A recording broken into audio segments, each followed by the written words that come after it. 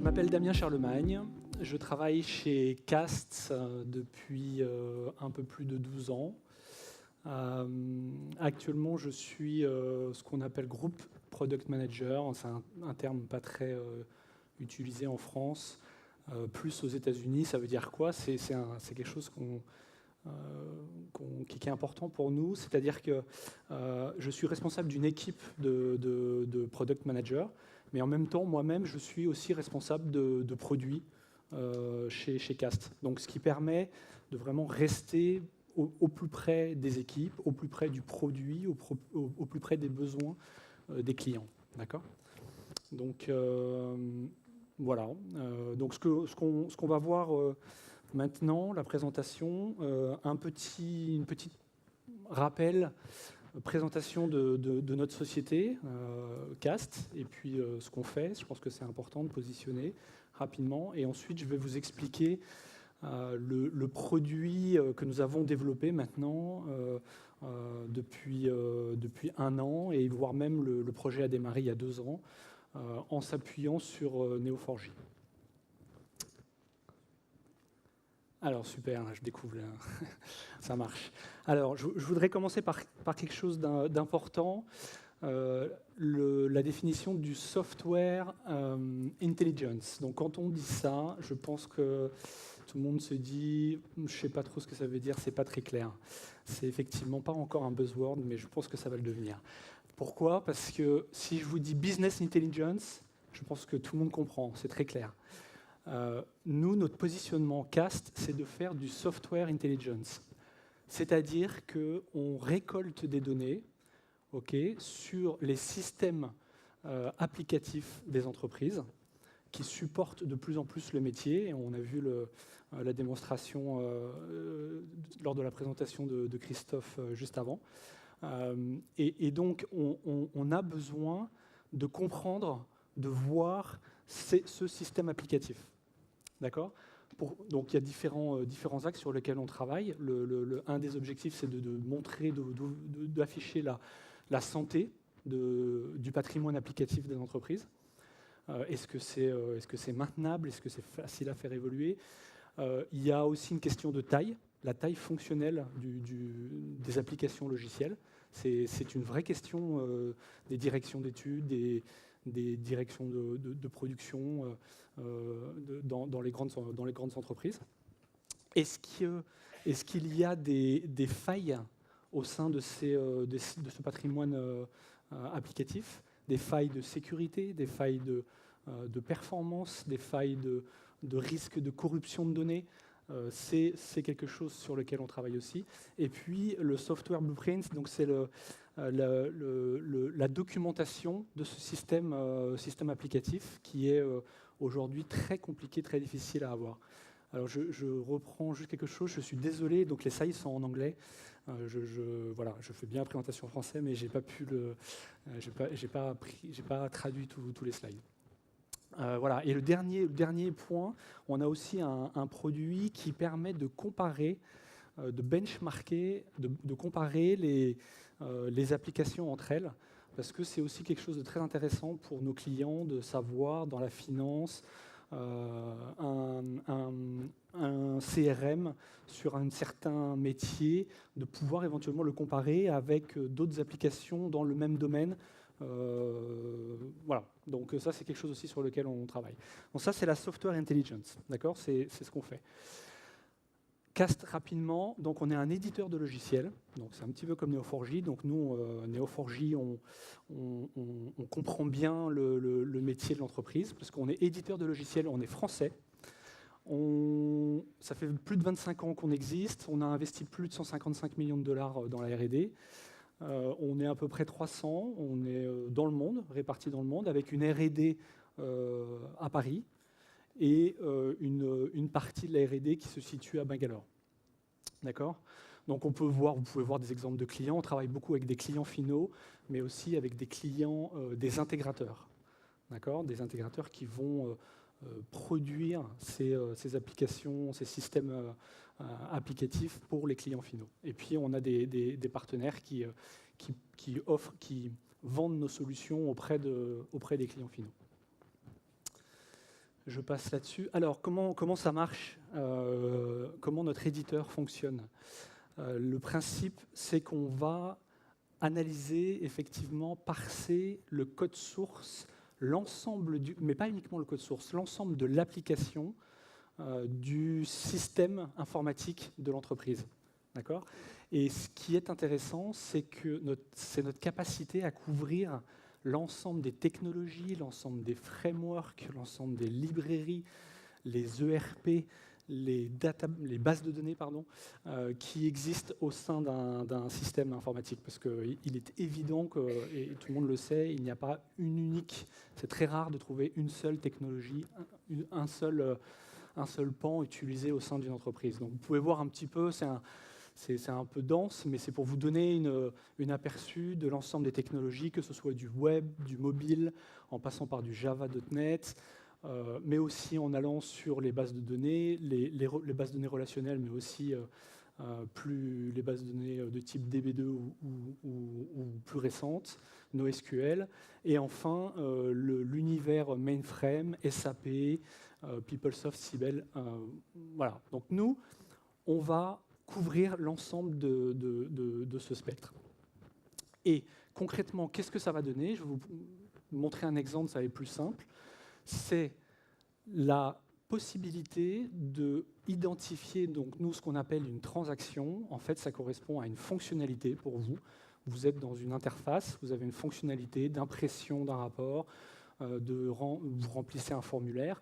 Et bien, ça va se traduire par des composants qu'on a identifiés, qu'on a stockés dans une base de données, des composants d'une technologie qui font des appels à d'autres composants, d'autres technologies. Donc là, on est dans l'univers HTML avec du React, qui va appeler des composants de type Web Service, API, qui eux-mêmes appellent ou se connectent avec des couches de framework de type Spring MVC, etc., jusqu'à l'accès à la base de données. Okay ? Donc ça, ça correspond au slide précédent. Vous avez vu un ensemble d'analyseurs en fait, qui va pour chacun d'entre eux parser le code source. Et ensuite, on a des analyseurs qui vont réconcilier, trouver les liens, les appels entre les différents composants. Alors ça, c'est une transaction. Elle est simple, elle est facile à afficher. Maintenant, je vous affiche autre chose. Là, c'est une vue d'un pan applicatif d'une application. Et là, on comprend le problème, ça devient un petit peu plus compliqué à exploiter. Et là, je vous ai présenté un outil historique qu'on utilise de cast. Et donc, on voit bien qu'on a des problèmes. J'ai mis du temps à afficher ça. C'est un outil client lourd, donc ce n'est pas scalable. On ne peut pas le partager avec un ensemble d'utilisateurs. D'accord ? Donc, voilà, on arrive aux limites. On va revenir un petit peu sur cette problématique qui existe actuellement, qui est que aujourd'hui, de plus en plus, les applications sont difficiles à maintenir, à visualiser, à comprendre. Il y a une accumulation des technologies, il y a un environnement qui fait que les choses vont de plus en plus vite, les nouvelles technologies arrivent. Donc vous connaissez tous les problématiques de modernisation, de digitalisation. Il y a un besoin très fort de connectivité des applications entre elles. Donc tout ça fait que quand on doit trouver l'information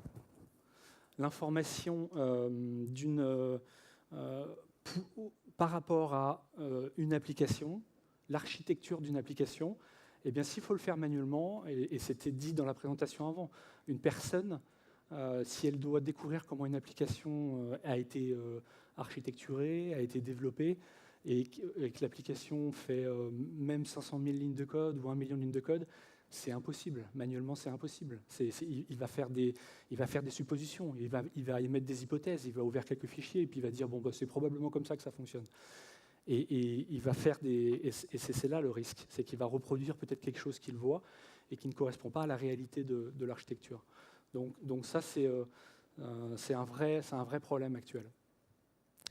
Et évidemment, plus l'application est ancienne, plus c'est difficile de la comprendre, et plus il va falloir d'intelligence pour pouvoir produire quelque chose qui va être facile à interpréter. Alors justement, c'est là que le produit sur lequel on travaille arrive, Imagine System, et c'est vraiment intéressant parce que ça correspond exactement à ce qui a été dit avant. On s'est dit, on ne peut pas afficher, comme vous avez vu tout à l'heure, l'ensemble des composants d'une application, donc il faut qu'on agrège les données entre elles, qu'on les modélise, qu'on les groupe, afin d'afficher sur un site web un ensemble de 20-30 nœuds maximum.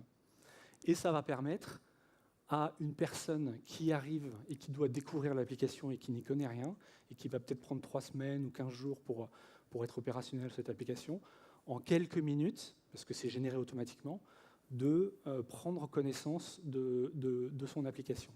Et donc il va pouvoir avoir une vue d'architecture logique très haut niveau. Donc on part de tout en haut, et ensuite on va pouvoir effectivement descendre dans le détail pour avoir plus d'informations sur les technologies qui sont utilisées, voir les frameworks, et puis enfin peut-être pouvoir descendre un petit peu plus dans le détail en affichant là justement ce que j'ai appelé des transactions fonctionnelles, donc une fonctionnalité de mon application et pouvoir avoir cette architecture. Donc ce qu'on dit vraiment quand on présente ça, c'est vraiment la fonctionnalité Google Earth. Vous commencez par avoir la carte de votre pays, et puis vous zoomez, vous cliquez et vous zoomez dans le détail.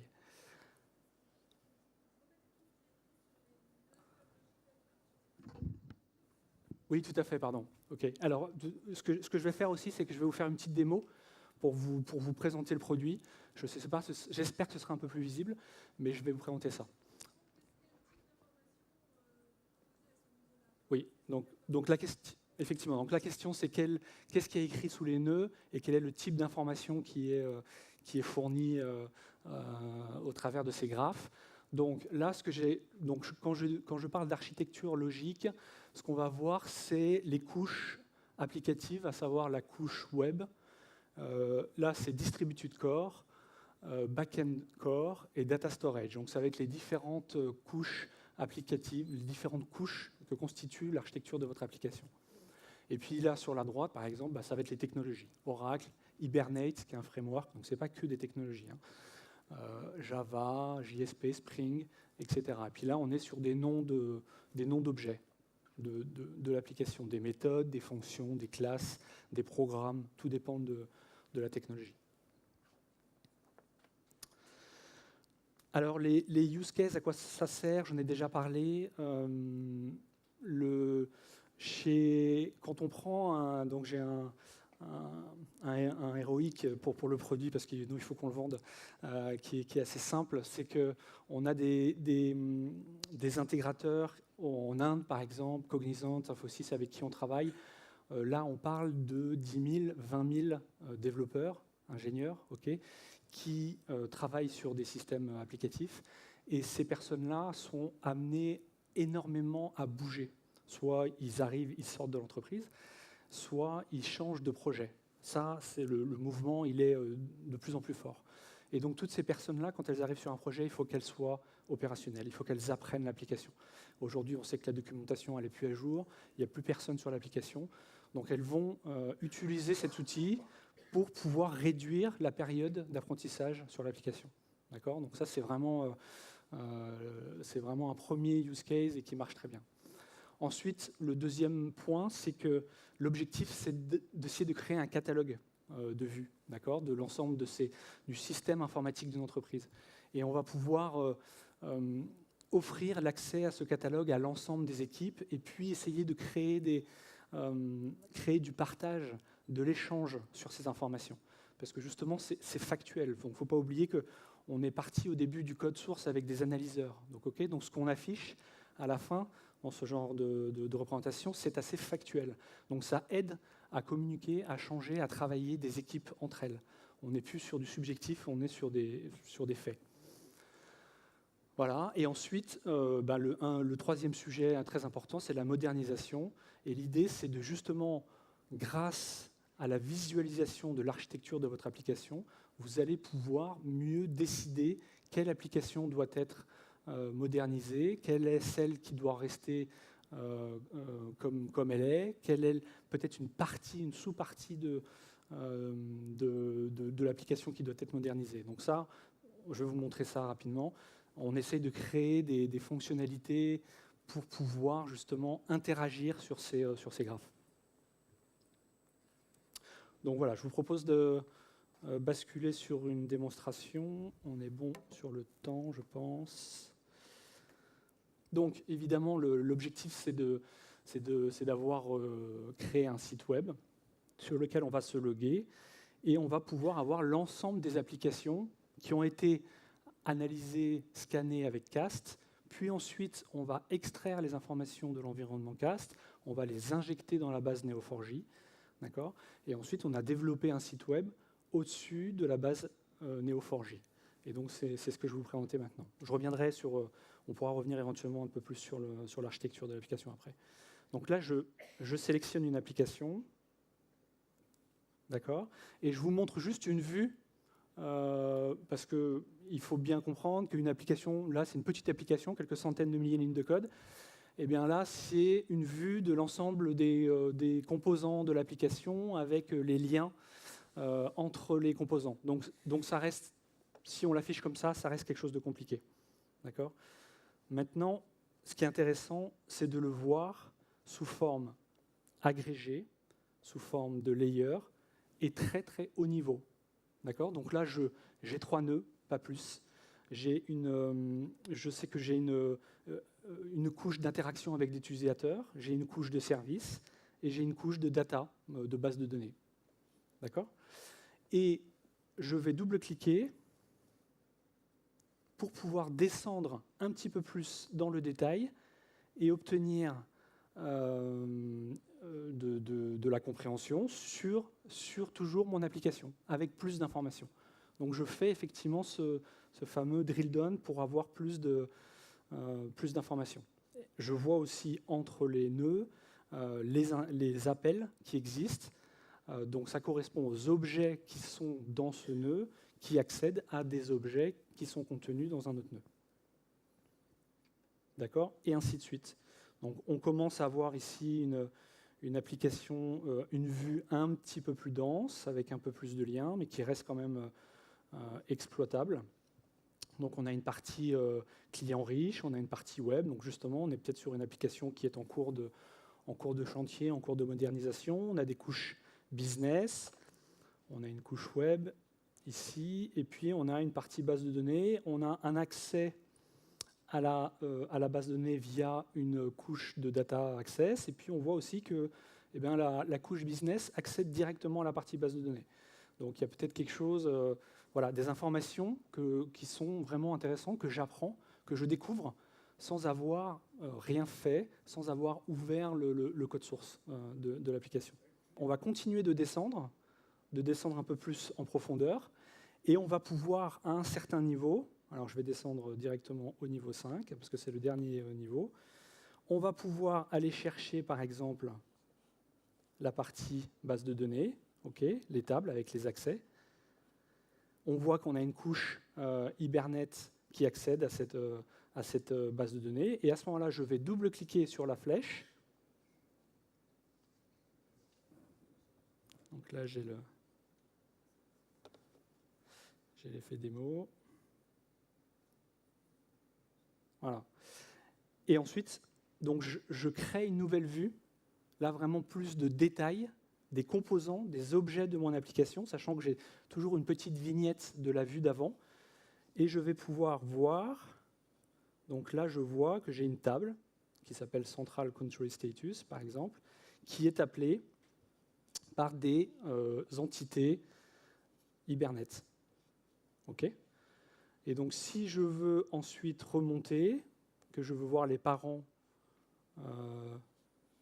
de cette entité Hibernate, je vais pouvoir remonter. OK ? Donc là, je suis sur une classe Java, etc. Alors, pour être clair, ici, l'objectif, ce n'est pas de forcément afficher tout le détail. Et ça rejoint un point qui a été mentionné avant.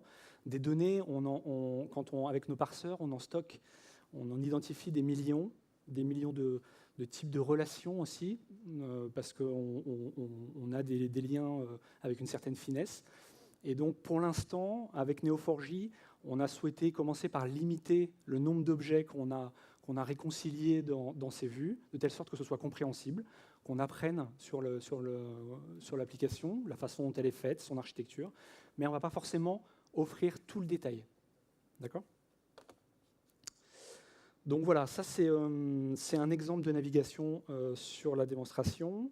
Juste pour vous présenter rapidement des exemples d'architecture d'autres types d'applications. Là, c'est du mainframe, donc on peut voir une partie JCL d'un côté avec des programmes COBOL, TP, Batch, du CICS d'un côté, et tout ça interagit pour aller insérer les données dans une base dans IMS, ou alors dans des univers JCL, ou alors dans des fichiers IMS. Okay. Donc ça, c'est un autre type d'applicatif qui a été scanné par CAST et qui permet de comprendre comment ça fonctionne.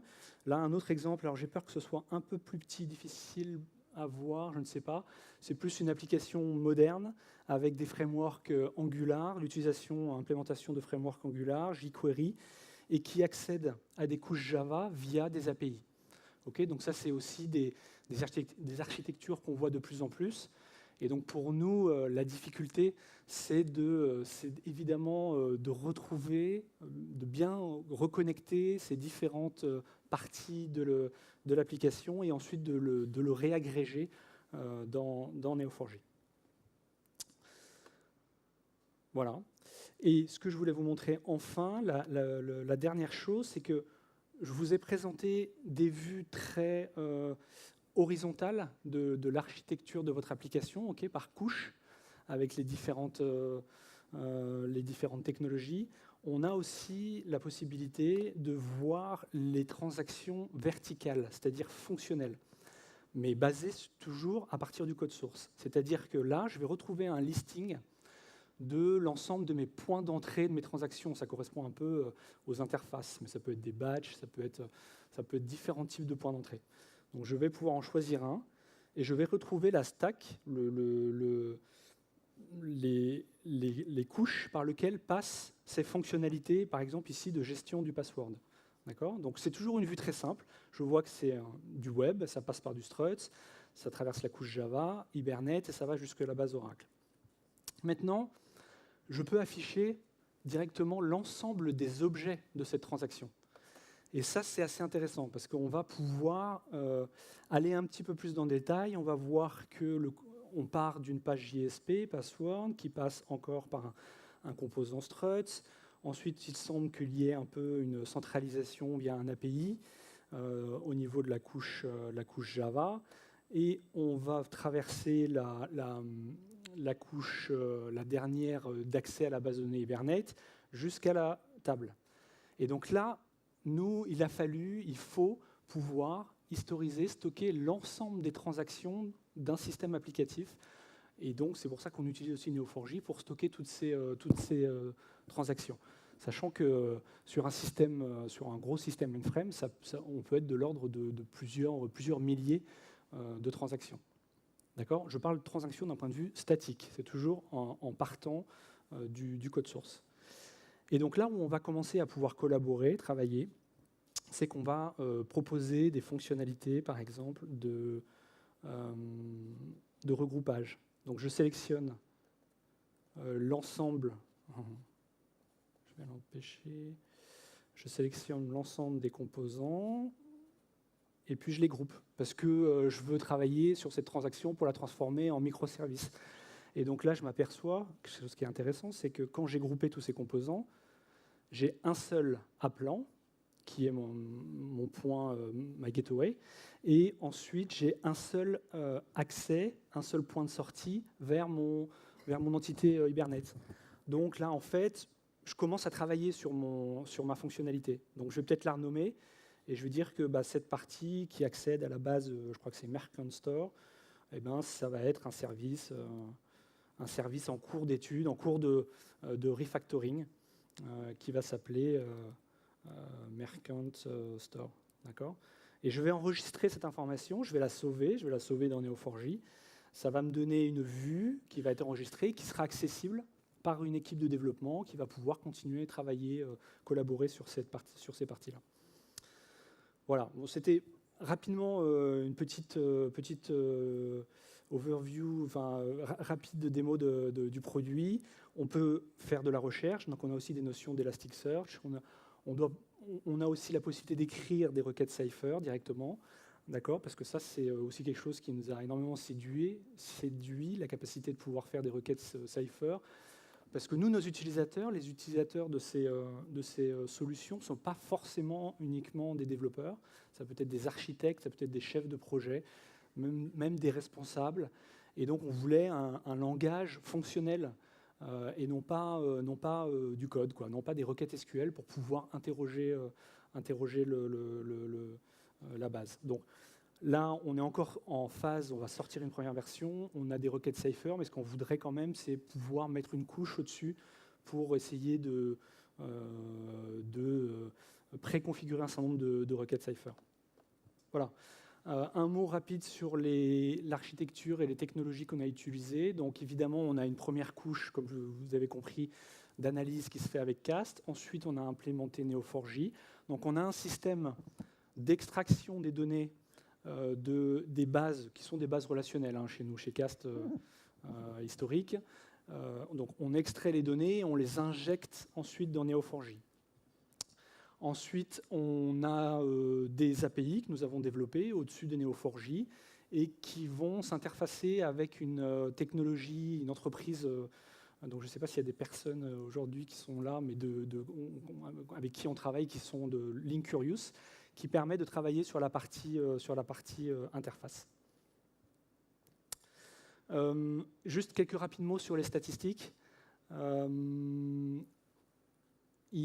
Il faut voir que nous, quand on vend la solution à nos clients, on parle de charger quelques applications, mais parfois c'est plusieurs milliers d'applications. Et les applications, donc c'est le point 3, elles peuvent faire quelques dizaines de milliers de lignes de code, mais parfois c'est 50 millions de lignes de code. Okay, donc tout ça, il faut le prendre en compte et le stocker. Donc on arrive à des millions de composants et à des millions d'interactions entre les composants.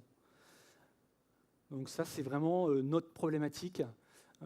Et sur ces composants, on va avoir des propriétés, parce que là, je vous ai présenté uniquement une partie de documentation, de propriétés techniques, mais on a aussi tout un panel de qualité, où on va identifier des problématiques sur ces composants d'un point de vue qualité. Donc notre objectif, dans les versions suivantes, c'est de pouvoir agréger ces données, de pouvoir mettre en place des modèles et identifier, pourquoi pas, une transaction qui porterait plus de problèmes qu'une autre. D'accord ? Ou alors, on voudrait aussi travailler sur des patterns de transactions. Est-ce qu'on retrouve des transactions qui sont similaires entre elles au sein d'une application ? Donc ça, c'est les sujets sur lesquels on va travailler l'année prochaine. Et l'autre sujet aussi, c'est, comme vous l'avez vu, on parle d'application, donc on a la visibilité d'une application, on a la visibilité de l'application numéro 2, mais évidemment, aujourd'hui, de plus en plus, le système, il est complètement interconnecté. Donc ce qu'on veut réussir à faire, c'est de pouvoir offrir la visibilité des connexions entre les applications. Okay, donc ça, c'est aussi un sujet pour l'année prochaine. Rapidement, un background sur le projet. Donc, on a commencé en 2017 avec un prototype. D'accord ? Donc, on a fait un petit benchmark de base de données graph. On a regardé Janus Graph, DataStax, Cassandra. On a regardé les langages, Cypher, Gremlin. Je vais revenir là-dessus un peu après. On a travaillé un peu sur une architecture, justement, comment et quelles données prendre de nos univers cast pour les mettre dans Neo4j. Et puis on a fait un petit benchmark du UI aussi, quelle librairie on allait prendre pour afficher nos graphes. Est-ce que c'est du D3 ? Est-ce que c'est Linkurious ? Donc on a pas mal exploité ça pendant un an. Et depuis un an, donc là le produit doit sortir vraiment dans les 10 jours qui viennent. Depuis début 2018, nous avons vraiment démarré le développement du produit avec 5 personnes. On va pouvoir installer ce produit. Alors nous, pour l'instant, on est encore sur des installations de produits chez nos clients. On est aussi en train de réfléchir à basculer cette plateforme en mode SaaS, mais pour l'instant, c'est de l'installation chez les clients. Donc on a effectivement un peu les mêmes problématiques de packaging et d'installation qui sont plus ou moins simples et de communication entre les différentes couches. Mais c'est vrai qu'avec Neo4j, on n'a pas trop de problèmes. Je vais revenir là-dessus. Ça marche bien. En revanche, là où on a plus de soucis, c'est le chargement des données, par exemple, dans Neo4j, sachant que effectivement, il faut qu'on travaille sur notre import, il faut qu'on travaille sur nos requêtes. Et puis la mise en place extraction, import et la modélisation et les requêtes Cypher dans Neo4j.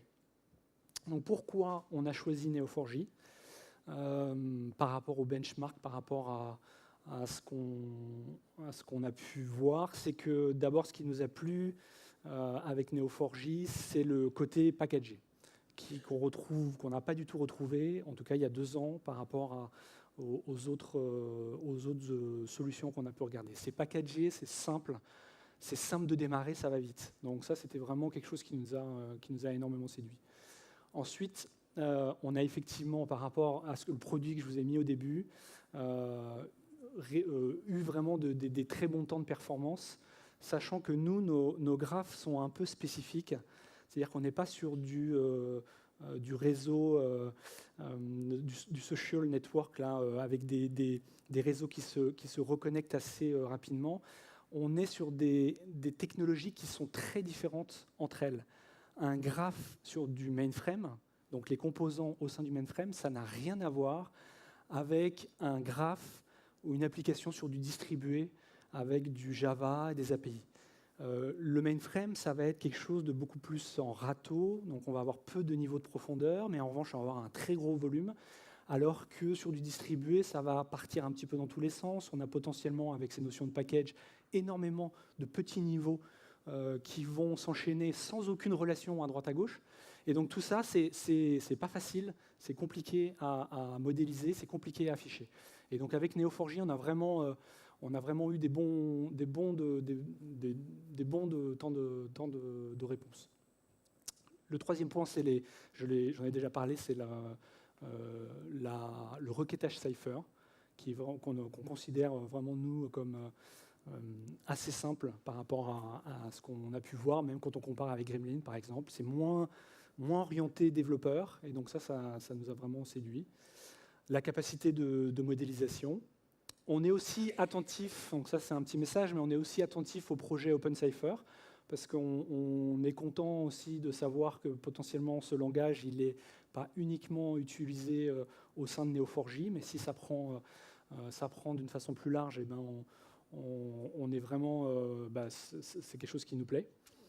Et puis, avec Neo4j, on a rencontré un peu, on a senti qu'on était un petit peu sur le même type de société que nous, c'est-à-dire éditeur de logiciels, worldwide, avec une maturité, en particulier sur ces notions de graphes, de théorie des graphes. Or, nous, ça fait quand même aussi 25 ans qu'on réfléchit sur ces graphes. Alors c'est vrai que notre cœur de métier, c'est le parsing, c'est le code source, mais il y a quand même vraiment une grosse partie sur l'affichage des graphes. Donc on a senti que de ce côté-là, on était vraiment rassurés. Et puis enfin, en dernier point, on a vraiment une très bonne relation avec Neo4j, des personnes qui sont disponibles, des personnes qui sont compétentes pour nous accompagner, pour nous aider. Et ça a été, c'est vrai que c'est quelque chose d'important à noter et qui est vraiment, vraiment appréciable. Voilà, je crois que c'est tout pour moi.